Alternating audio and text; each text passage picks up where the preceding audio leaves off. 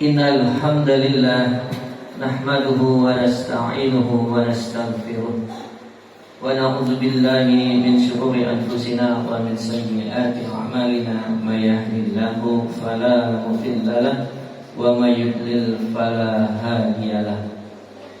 Ashhadu an la ilaha illallah wahdahu la syarika lahu wa ashhadu anna sayyidana Muhammadan abduhu wa rasuluhu la nabiyya ba'dah. Allahumma salli wa sallim wa barik ala sayyidina Muhammadin wa ala alihi wa sahbihi wa mawala amma ba'd. Qala Allah ta'ala a'udzu billahi minasy syaithanir rajim. Bismillahirrahmanirrahim. Ya ayyuhalladzina amanu ittaqullaha haqqa tuqatih wa la tamutunna illa wa antum muslimun. Wa qala ta'ala ya ayyuhalladzina amanu ittaqullaha wa qulu qawlan sadida yuslih lakum a'malakum wa yaghfir lakum dhunubakum wa may yuti'illaha wa rasulahu faqad faza fawzan 'azima. Wa qala ta'ala aidan ya ayyuhan nasu kulu mimma fil ardi halalan thayyiban wa la tattabi'u khutuwatis syaitan innahu lakum aduwwum mubin. Shadaqallahul azim wa shadaqa rasuluhun nabiyyul habibul karim wa nahnu ala dzalika minasy syahidin. Ma'asyiral muslimin, sidang Jumat yang dirahmati Allah Subhanahu wa taala. Puja dan puji syukur marilah senantiasa kita limpah curahkan kehadirat Allah Subhanahu wa taala atas segala limpahan nikmat serta karunia yang diberikan kepada kita, terutama nikmat iman, nikmat Islam serta nikmat kesehatan. Karena dengan ketiga nikmat itulah di hari yang berbahagia ini kita bisa melangkahkan kaki kita di tempat yang mulia ini dalam rangka menjalankan salah satu kewajiban kita, yaitu sholat Jumat berjamaah. Semoga langkah kaki kita akan dicatat sebagai amal ibadah di sisi Allah Subhanahu wa ta'ala.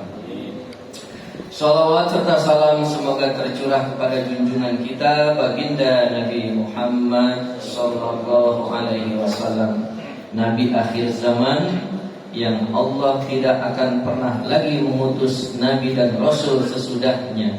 Semoga kita selalu istiqomah menjalankan sunnah-sunnahnya dan semoga atas izin Allah kita bisa dipertemukan dengan baginda Rasulullah di yaumil akhir. Amin ya rabbal alamin.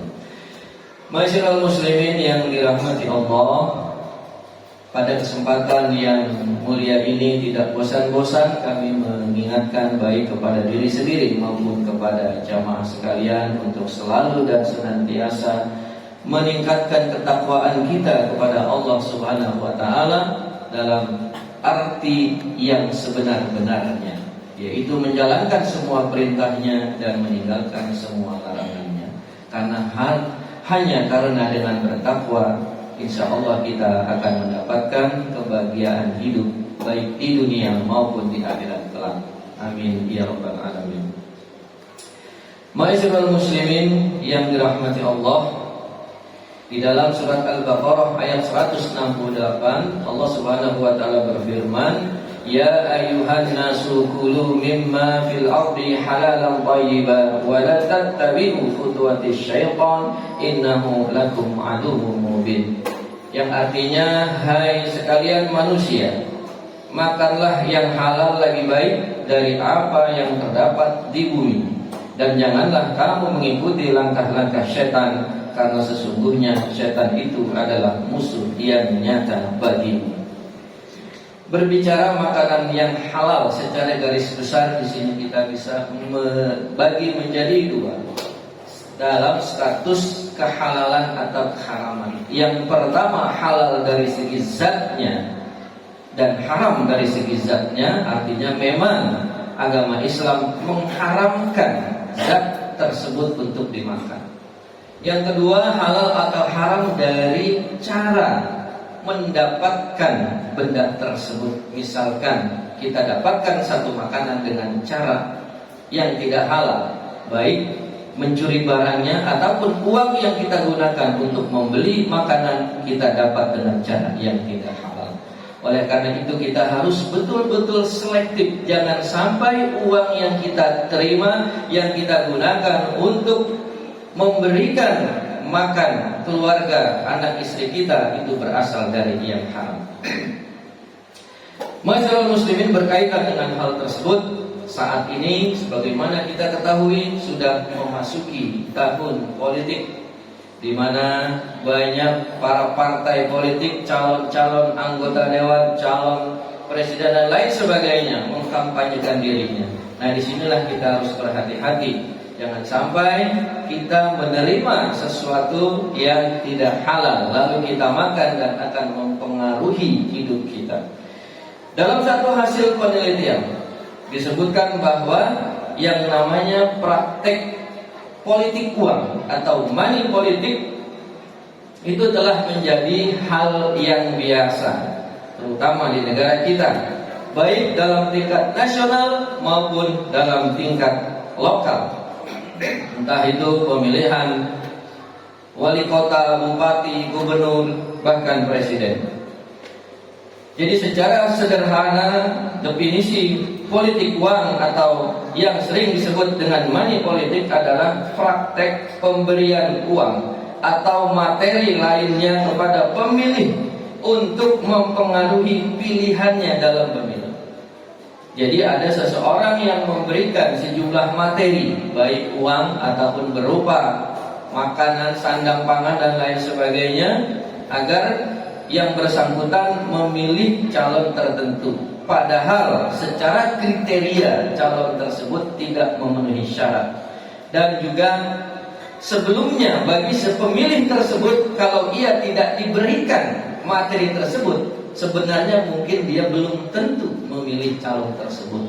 Sehingga dengan adanya pemberian sejumlah materi dengan diiming-imingi dan diminta untuk memilih calon tertentu, maka bisa jadi orang yang akan memilihnya berubah pikiran tanpa pikir panjang, karena ia sudah diberikan sejumlah uang, maka sebagai imbalannya ia memilih calon tersebut. Ma'asyiral muslimin yang dirahmati Allah, perlu kita sadari bahwa praktek ini dapat merusak demokrasi, dapat menghilangkan pilihan bebas pemilih dan mendorong penyalahgunaan kekuasaan. Artinya si pemilih bukan lagi menggunakan hati nurani dan pertimbangan kapabilitas atau kemampuan dari calon yang akan dipilih, tetapi pertimbangannya karena ia telah menerima sejumlah materi. Lebih jauh lagi, praktek ini juga mendorong perilaku korupsi. Nah, ini dampak negatifnya yang pasti akan terjadi. Ketika seorang calon pemimpin ia terpilih karena menggunakan politik uang, ia menggelontorkan miliaran, puluhan bahkan ratusan miliar untuk mengantarkannya kepada satu kursi kepemimpinan, maka ketika ia menjabat, yang akan menjadi konsentrasi pertama bukanlah bagaimana memikirkan kesejahteraan rakyat, tapi pasti yang pertama dipikirkan bagaimana modalnya bisa kembali dulu. Dan itu tidak cukup 1-2 tahun. Karena kalau dihitung gaji dan insentif yang diterima secara normal, itu jauh di bawah modal yang mereka keluarkan untuk menjadi seorang pemimpin, entah itu pemimpin daerah, pemimpin nasional maupun pemimpin di dalam DPR MPR. Oleh karena itu, ma'asyiral muslimin yang dirahmati Allah Subhanahu wa taala, perlu kita ketahui bahwa sebenarnya hal itu pun sudah diatur di dalam Perundang-undangan Negara Republik Indonesia, bahwa penggunaan politik uang itu dilarang di dalam Undang-Undang Negara Republik Indonesia. Terlebih dalam agama Islam, praktek politik uang hukumnya adalah haram. Karena praktek tersebut termasuk dalam kategori riswah atau suap atau penyogokan yaitu pemberian suatu kepada seorang dengan tujuan agar orang tersebut melakukan atau tidak melakukan sesuatu. Di dalam surat Al-Baqarah ayat 188 Allah Subhanahu wa taala berfirman, "Wala ta'kulu amwalakum bainakum bil batil wa tudlu biha ilal hukami litakulu fariqam min amwalin nasi bil ismi wa antum ta'lamun." Yang artinya, janganlah kamu makan harta di antara kamu dengan jalan yang batil, dan janganlah kamu membawa urusan harta itu kepada para hakim dengan maksud agar kamu dapat memakan sebagian harta orang lain dengan cara dosa, padahal kamu mengetahui. Mungkin sekilas akan saya sampaikan yang disebut macam-macam riswah atau suap. Yang pertama, riswah yang haram dilakukan baik oleh yang memberi maupun yang menerima. Hal ini jelas-jelas dilakukan karena akan ada pihak lain yang dirugikan. Sebagai contoh, dalam perekrutan pegawai negeri misalkan, para yang ikut tes untuk perekrutan pegawai tersebut itu sudah ada kuotanya, misalkan 100 orang yang lulus. Kemudian ada yang tidak lulus, lalu ia memberikan sejumlah uang kepada orang yang mempunyai kewenangan untuk meluluskan atau tidak meluluskan. Nah, karena ia memberikan sesuatu, maka akhirnya dia diluluskan. Itu artinya ada satu jatah dari orang yang sebenarnya hak dia lulus tapi menjadi tidak lulus karena ada perbuatan suap menyuap dalam hal ini. Nah, hal ini haram baik bagi yang memberikan maupun yang menerima. Kemudian riswah atau suap yang kedua yang diberikan kepada satu hakim atau orang yang memberikan satu keputusan untuk memenangkan perkara orang yang memberikan. Padahal tanpa diberikan suap pun sebenarnya dia memang sudah akan memenangkan perkara tersebut. Jadi ini menjadi satu permainan dari hakim atau pejabat yang mempunyai kewenangan. Sebenarnya orang tersebut sudah dipastikan lulus atau memenangkan satu perkara, tapi diiming dengan supaya meyakinkan ia memberikan sesuatu tersebut. Kenapa? Karena hakim atau pejabat tersebut sejatinya telah mendapatkan gaji dan fasilitas oleh negara. Kemudian riswah atau suap yang ketiga untuk meluruskan satu perkara dengan meminta penguasa menolak kemudaratan dan mengambil manfaat. Nah, ini sederhananya adalah ada seseorang yang sebenarnya ia sudah lulus dalam satu tes atau satu seleksi posisi tertentu, tetapi pejabat yang berwenang memberikan kelulusan itu menahan-nahan. Artinya kalau yang bersangkutan tidak memberikan sesuatu hadiah, maka kelulusan itu bisa jadi dibatalkan atau dialihkan kepada pihak yang lain. Nah, kategori ini karena dalam kondisi untuk mengambil hak dari orang yang telah lulus tersebut, maka haram bagi yang menerima, namun diperbolehkan bagi yang memberikan. Kemudian dalam situasi yang keempat adalah memberikan suap atau riswah atau memberikan sesuatu agar ia mendapatkan perlindungan untuk mendapatkan hak-hak hidupnya agar tidak diintimidasi oleh penguasa setempat atau oleh golongan orang lain yang mayoritas di tempat tersebut. Misalkan ada sekelompok komunitas umat Islam yang hidup atau berada di kelompok mayoritas non-muslim. Umat Islam tersebut selalu diintimidasi, mau ibadah dihalang-halangi, mau melakukan aktivitas kehidupan sehari-hari selalu diganggu dan lain sebagainya. Nah, dengan niatan agar orang muslim tersebut bisa menjalankan ibadahnya dengan tenang, dengan khusyuk, ia bisa mencari nafkah dengan tenang, maka ia terpaksa memberikan upeti atau sejumlah uang kepada penguasa setempat, maka hal itu hukumnya diperbolehkan. Yang berdosa hanya yang menerimanya saja. Sedangkan kaum muslimin yang terpaksa melakukan tersebut itu tidak berdosa.